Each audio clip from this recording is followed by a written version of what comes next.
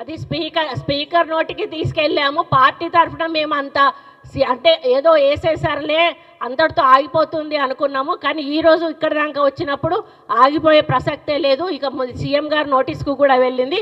ఇక ముందు ఇట్లాంటివి పూర్తిగా జరగకుండా యాక్షన్ తీసుకోమని చెప్పి సీఎం గారు ఆల్రెడీ ఇన్స్ట్రక్షన్స్ కూడా ఇవ్వడం జరిగింది. అదే కదా, వాళ్ళు మనుషులు కాదు మృగాలు అని చెప్తున్నది కదా.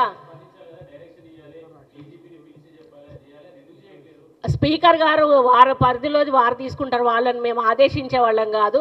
కానీ మా తరఫున మాత్రం అన్నీ ఖండిస్తూ ఉన్నాము. ఇక ముందు ఇట్లాంటిది జరగకుండా సీఎం గారు మరియు పిసిసి అధ్యక్షులు కూడా చాలా సీరియస్గా తీసుకున్నారు.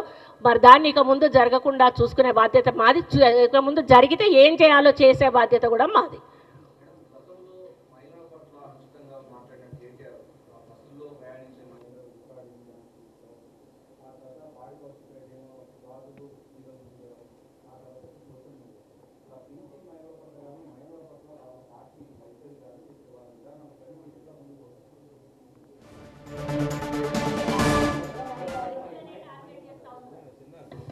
వాళ్ళు ఉన్నత వర్గానికి చెందిన బలుపు ఒకటి వాళ్ళకు ఉన్నది. బలుపు ఉంటే ఉంచుకొనియండి, పైసలు ఉంటే ఉంచుకొనియండి. కానీ ఒక అణగారిన వర్గాల ఈయన పడితే ఈరోజు వాళ్ళ ఓట్లు లేదే మీరు గెలిచారా?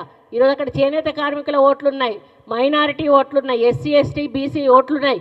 ఇవన్నీ వేసుకొని ఈరోజు మీరు మరి అక్కడ గెలిచారు. ఈరోజు మళ్ళీ మమ్మల్ని కించపరుస్తూ ఈరోజు పోస్టులు చేస్తూ ఉన్నారు.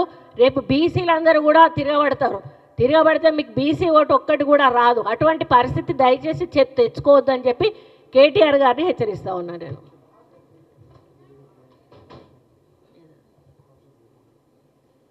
చాలా ఉన్నాయి చెప్పాలంటే. వాళ్ళు ఎమ్మెల్యేలుగా ఉన్నప్పుడు వాళ్ళ మీద వచ్చిన అలిగేషన్స్ కానీ, మహిళలను ఏదైనా పని అడిగితే రావాలి అని అడగడం కానీ, కౌశిక్ రెడ్డి మాట్లాడిన మాటలు కానీ, గవర్నర్ గారిని కామెంట్ చేస్తూ మాట్లాడిన మాటలు కానీ, అంటే వాళ్ళకు మహిళల మీద ఏమాత్రం గౌరవం ఉన్నదో వాళ్ళు మాట్లాడిన మాటలు మీకు తెలియంది కాదు. అటువంటి వాళ్ళు మరీ ఇంత హీనంగా, ఇది ఒక అన్నా చెల్లెళ్ళ బంధం అండి, ఇది ఒక అన్నా చెల్లెళ్ళ బంధం. దీన్ని వక్రీకరించి మాట్లాడడం అనేది చాలా బాధాకరం.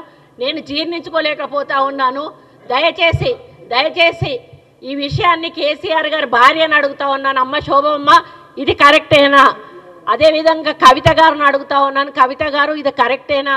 అదేవిధంగా కేటీఆర్ గారి భార్యను కూడా అడుగుతా ఉన్నాను, అమ్మ ఇది కరెక్టేనా? మీకు కరెక్టే అనిపిస్తూ ఉందా? రాష్ట్రంలో ఉన్నటువంటి మహిళలందరినీ కూడా అడుగుతా ఉన్నాను, ఇది కరెక్టేనా?